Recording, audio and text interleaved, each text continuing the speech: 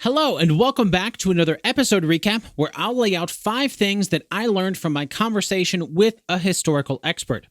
Today, we're recapping the conversation that I had with Ryan Stitt about the historical accuracy of the 2004 movie, Alexander. Ryan is the host of the History of Ancient Greece podcast.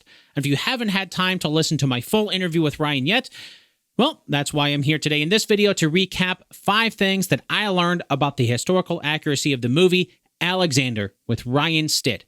So let's get started. Number 1, the Battle of Gaugamela. In the movie, the first battle we see Alexander and his army fight is the Battle of Gaugamela. So, naturally, I had to ask Ryan if that really was the first battle in Alexander's campaign. Ryan explained that it was not the first battle in Alexander's campaign. In fact, it was the third of 3 major battles that led to Alexander's defeat of the Persian army.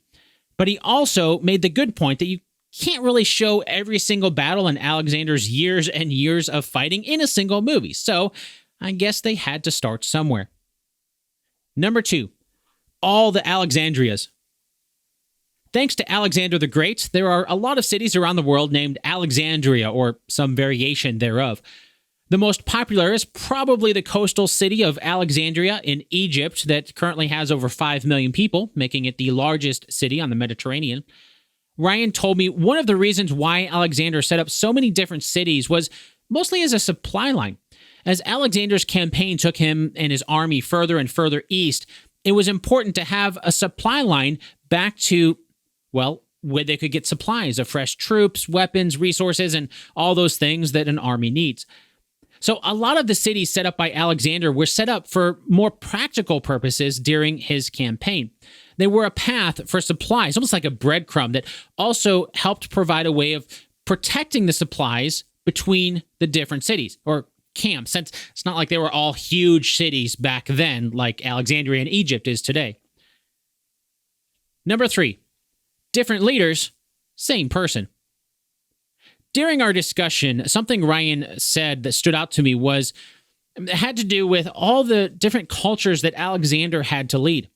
Different cultures had different leaders until Alexander conquered them and took their place. Since Alexander's campaign resulted in such a wide range of people and cultures under his command over the years, that meant Alexander had to figure out how to lead all those different cultures.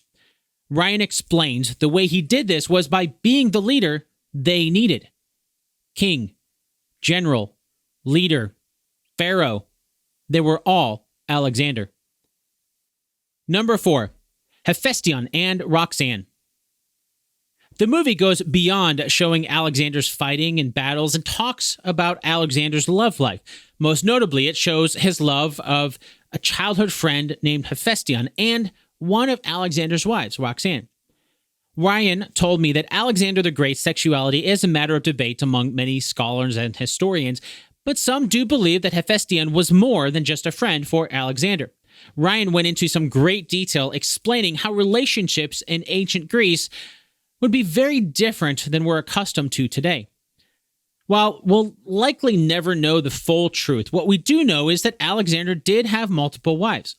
2 of them in particular had political benefits. They were Darius's daughters, Parysatis and Statera.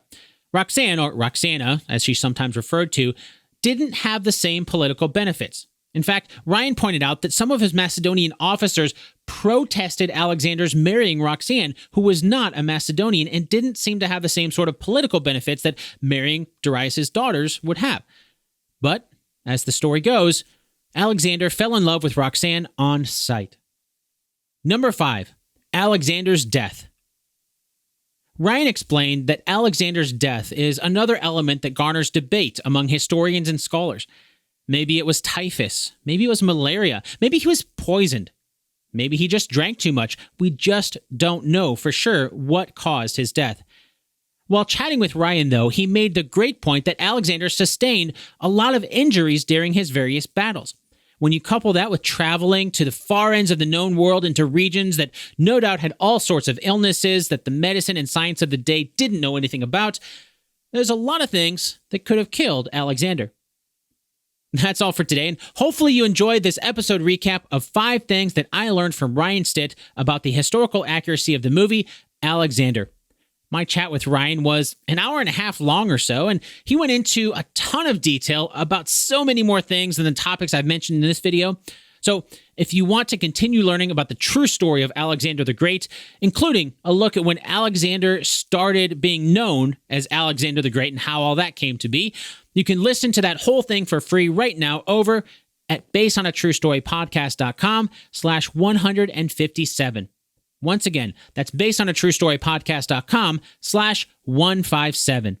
And for more historical stories from ancient Greece, go subscribe to Ryan's excellent podcast called The History of Ancient Greece Podcast over at thehistoryofancientgreece.com. In the meantime, for more recaps and full-length episodes of Based on a True Story, hit that subscribe button right now. Thanks for watching.